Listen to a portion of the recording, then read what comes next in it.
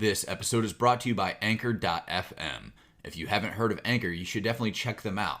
It's a super easy tool that anyone can use to create and distribute their podcast. It has everything you need, and you can do it all from your computer or even your phone. Need your podcast cover art? There's a tool. Music and sound effects? They have you covered. Want to record on the fly? It's easy with the app. Now you may be saying to yourself, I already have a podcast.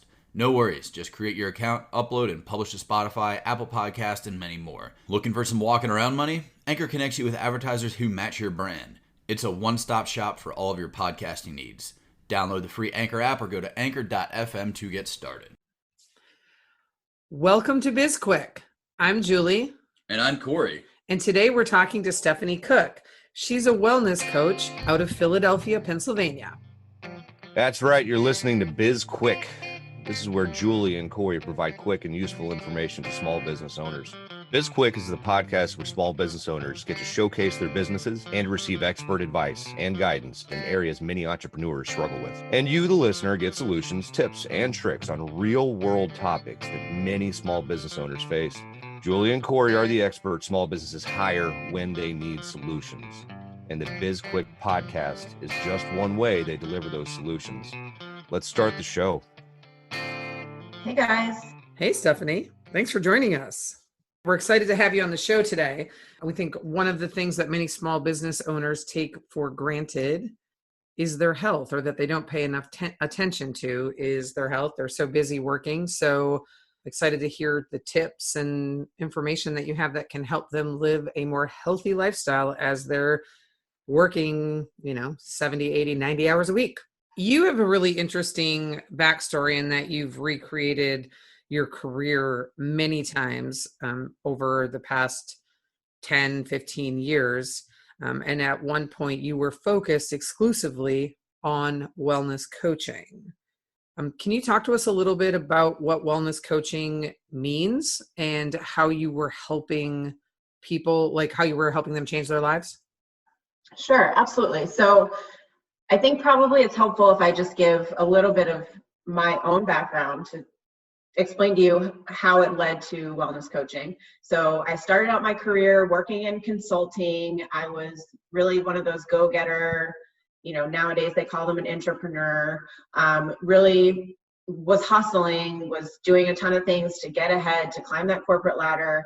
Found myself at the end of 5 years just completely burnt out, suffering from adrenal fatigue, chronic fatigue, had a failing relationship. My health was, I was overweight, I was having trouble sleeping, I was drinking too much, a whole host of things. And I really blamed the system. I blamed my job, I blamed my managers, and kind of hopped out of the rat race, focused in on taking care of myself, and came to learn through this process of learning about coaching, becoming certified as a coach, becoming certified as a health coach. I studied at the Institute for Integrative Nutrition, and really came to learn that it wasn't the job, it was the things that I was not doing to care for myself so that I could perform at that high of a level. And so that is really the focus of the coaching that I have done in the past is how can I primarily have focused on women, but how can anyone be a high performer in today's world where things don't shut off? And how they have to do that is to really have some type of focus on their health, their well-being, their work-life balance. So focusing on those couple of things. Can you run through like what your coaching looks like what somebody would expect if they were to hire you? Sure. So I run a 6-week program, and it's really kind of a nuts to bolts, like full lifestyle review, and in some cases an overhaul. Although most of the time what I find is clients just need a little tweak in one area that can shift how things work in other areas of their life. So we focus on we spend 1 week talking about career and how do you make your work meaningful? How do you manage your time? How do you advocate for yourself at a job? We spend a week talking about nutrition. We spend a week talking about relationships and talking about exercise and self-care. And then, kind of from those initial conversations, we'll craft maybe what the rest of the program will look like on an individual basis. What are some tips or small changes that small business owners could make that would make a difference for them? Just little tweaks that they could do that would help them out to start moving down the right path. Sure. So when I think about small business owners, and even anyone who's working, maybe not as a small business owner, but managing a team or has a kind of a higher profile job. So yeah, the first question that I really encourage people to ask themselves when we start talking about stress management and work-life balance is, what can you stop doing? Just outright stop doing. What doesn't need to be done? What doesn't need to be done by you? Focusing in where are your strengths and leveraging your strengths to be really successful, and then finding ways to either cut things out or outsource things to make your life easier. I'm a huge proponent of outsourcing, whether it's, hiring somebody to design a logo or build a website, or bringing somebody in to clean your house because you don't have time to do that. Like, it can be anything that really would make your life easier and free up some time. So that's really number one. Number two, I would say, especially right now, living in the world that we live in, where things seem so in flux constantly, is really having a routine and having systems that you can leverage to keep some consistency in your day-to-day. I think that's crucially important for people, especially right now. Schedules, I can only speak for myself. My schedule is not what it used to look like, where I would go into an office from 8 to 5. So now I'm really in charge of my own schedule, like most people are. And then lastly would be focusing in on, the fundamentals of health. So making sure you're getting enough sleep, making sure you're turning off your devices at certain times so you're not getting those, the blue light really disrupts your energy patterns. Looking at being active every day. It doesn't need to be like going out and running 5 miles. Like, can you take a walk around the block?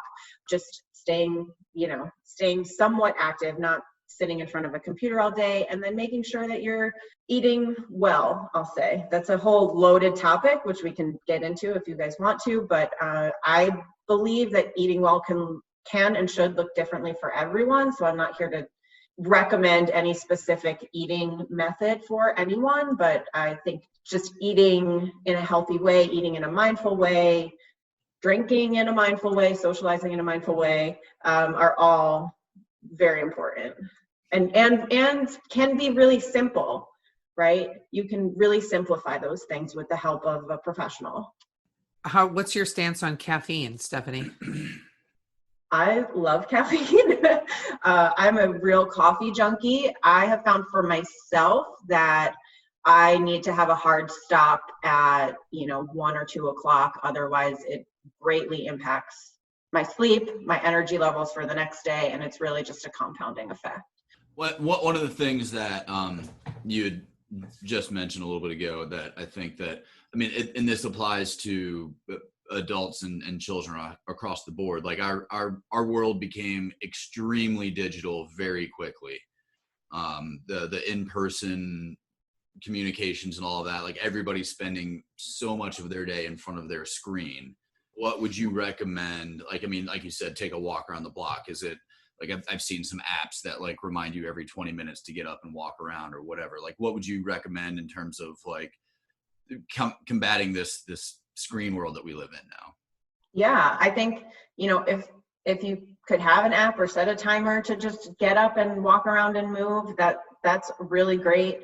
I have been trying personally to just like make sure I get outside every day. So whether that's like just for a half hour, like I said, walking around, if that's going running, if it's walking to the grocery store instead of driving, it's really interesting to live in a time where there's this health pandemic and there's not a lot of talk about living a healthy lifestyle. That message has really been, I won't even say lost, it just hasn't been there at all. So doing something as simple as going outside, getting some vitamin D, breathing some fresh air, whether you are masked or not, can be really simple. I go on my lunch break normally because that's my only free time during the day. So I use that time. It's time that I would normally be sitting. So instead I just go for a little walk and then come back and eat. Well, and that's funny, and without getting, into politics, because that's not what this is about, but the what everybody, like, basically what's been forced upon us is like order in pizza and watch Netflix. Mhm. So like that I think is something that we definitely need to address more, is the getting outside. Like you're not gonna hurt anybody if you go for a walk around the block.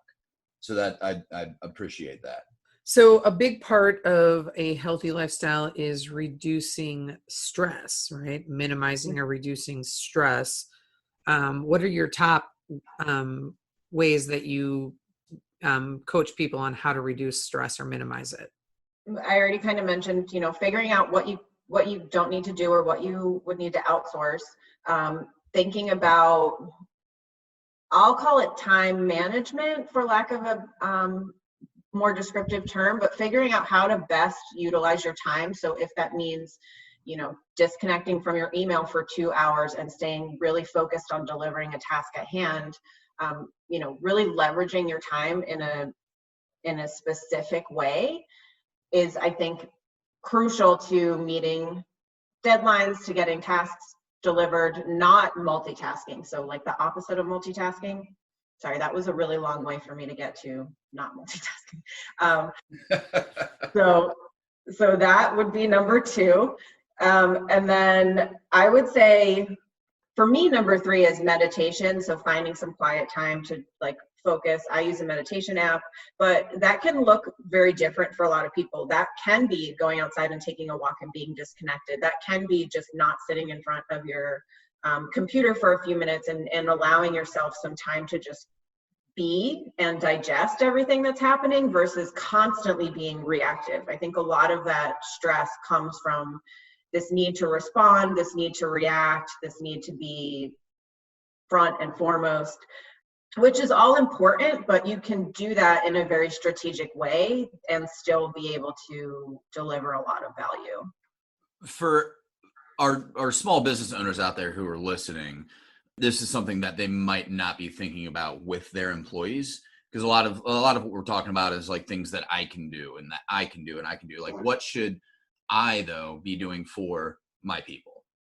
Well, no, I think that's good. I think we see some of that, like pushing that type of culture coming in. You hear about it in Silicon Valley, but really for a small business where you have a small number of employees, maybe creating a culture, and I'm sure you guys talk about this or work on this with your clients as well, like creating a culture can be very simple when you have a smaller staff and everyone can feel ownership in that process.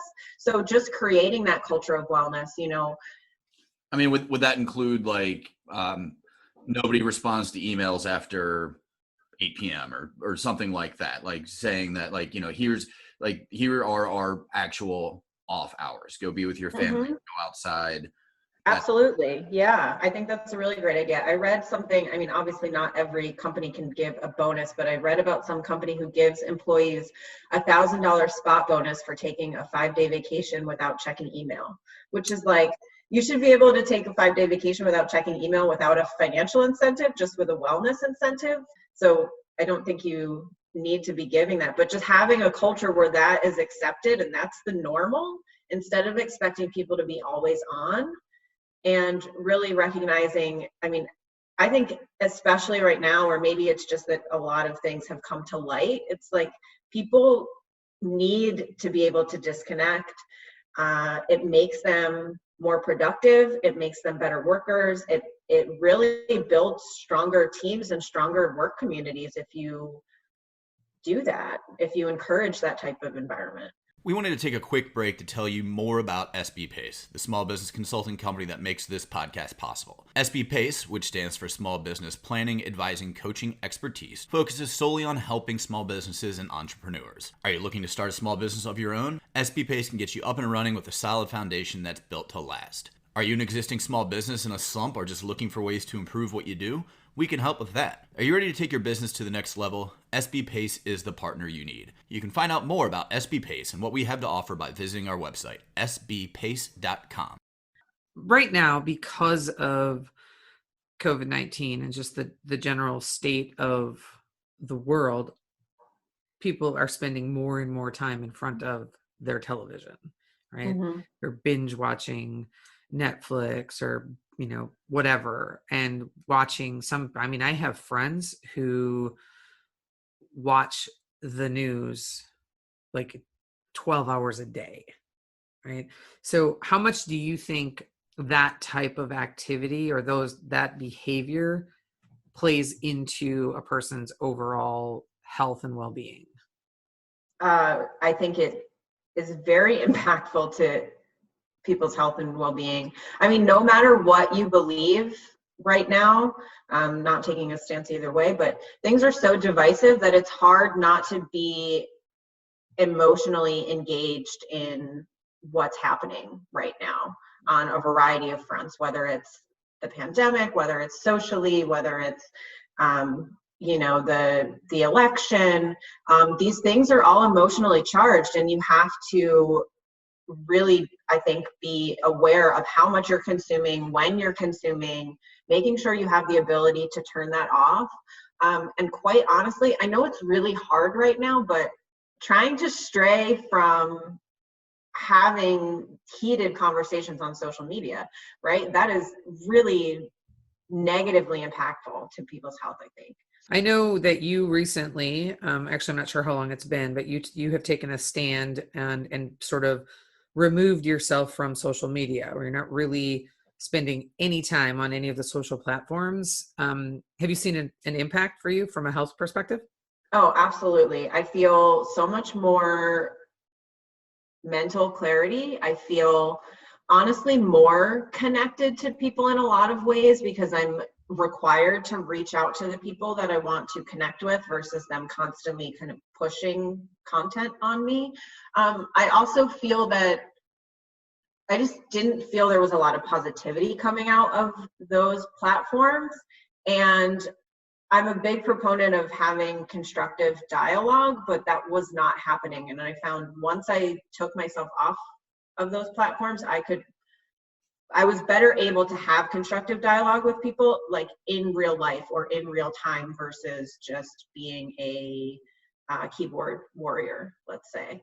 Because I have a lot of friends that I don't necessarily agree with their beliefs, but we're able to discuss them in a really healthy manner. And I think often we find that we have more in common than we're led to believe we disagree on. And that's a great point. And that's something that I think that spending all of that time on social media or watching the news or whatever, like you don't get any of the positive. It's all just negative, doom and gloom, whatever. And then also from the standpoint of people are more willing to be to say negative things when there's the internet, between them and the person receiving it versus in person. Like a lot of things, it's like the whole thing with road rage. Like people, like they get all angry in their car, and it's like, well, because you have a car between you and the other person. Get out of that car, I guarantee you're not going to say the same thing. Right. So that's a great point. I heard an interesting statistic recently. If you are an average American living to 75, you will spend 30 years of your life watching television. That's appalling. Yeah, that's insane. Yes. Think about how many other things you could accomplish with your time that would be so meaningful and add so much more value to your life.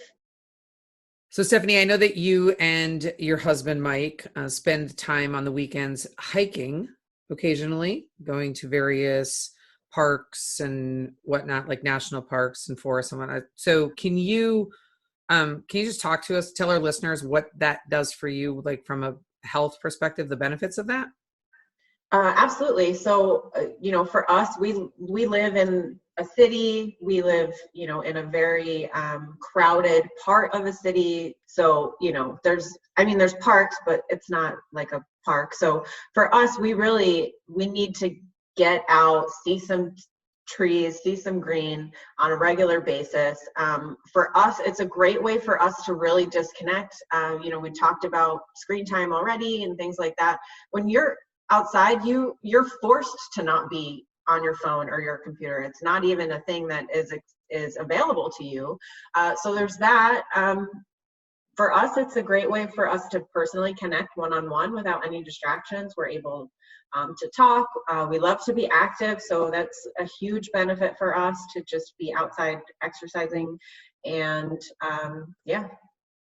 If there's one thing, so speaking of social media news and the instant gratification world that we live in, if there's one thing that you could recommend that would like one simple thing, like if you what's the one thing that somebody could do right now that's quick, it's easy, just to improve their lives? Oh boy. There are so many simple things that if you just did one, they would make a huge impact. So it's hard to pick just one. Something as simple as making sure you're getting the right amount of sleep, that you're disconnected from your phone at night when you go to bed, or making sure that you're drinking enough water. Like, that is so simple to do. You just need to make the commitment to do it. So something like either one of those, I would highly recommend. Doing something simple like eating one more vegetable or one more piece of fruit a day over what you're eating right now. That something like that would be hugely beneficial. That really, it's a low input for a big output. I would encourage people to focus on something like that.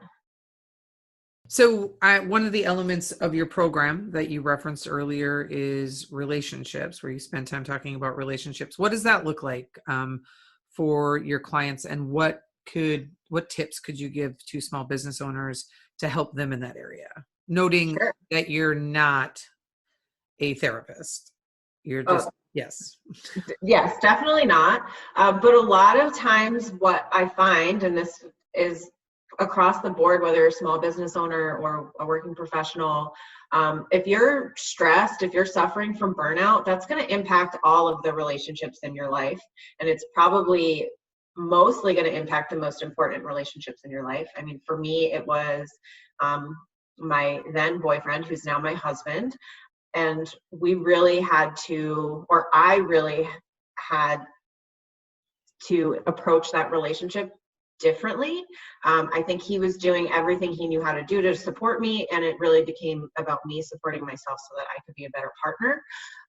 In terms of us and a lot of the people that I work with, it can be as simple as making sure if you're eating dinner together, you have your phones away so you can actually connect one-on-one, or establishing a date night, anything like that can really build up a relationship without putting a lot of pressure on it, I think is some really simple things to do.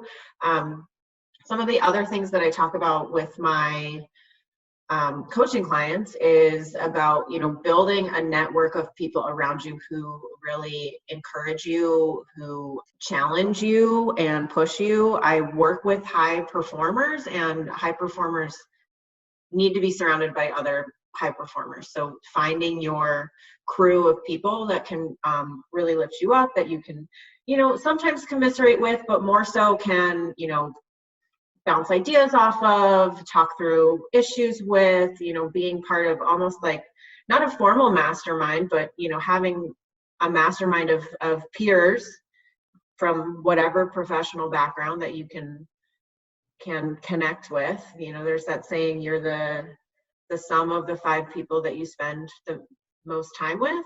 So really focusing on making sure that you're spending time with the right people, and the people that are adding value to your life, and that you're adding value to their life.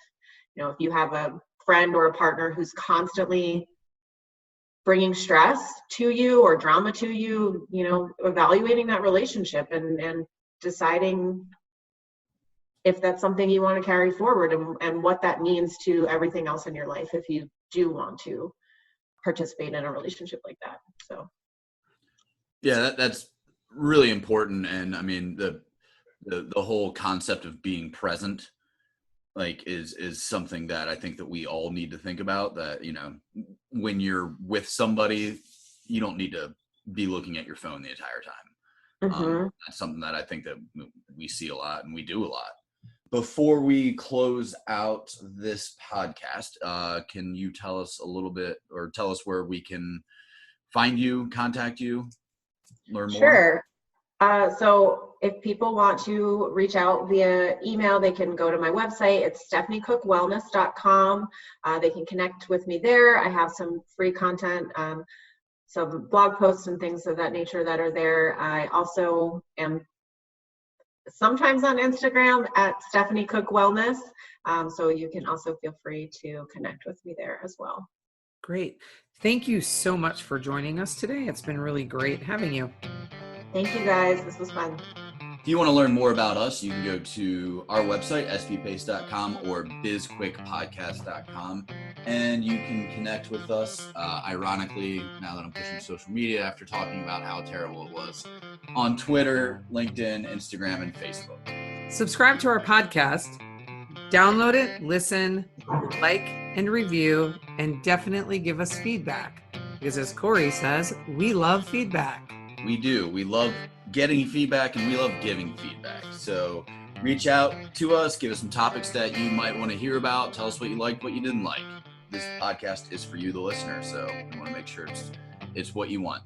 Most importantly, we have a book out. It's called Seriously Now What? A Small Business Guide to Disaster Preparedness. You can get that on Amazon. If you're on our website, you can click through to get it on Amazon. Either way, we recommend that you buy the book, read the book, and let us know what you think. Exactly. Thanks again for listening. I'm Julie. And I'm Corey. And this is BizQuik, helping small businesses across America.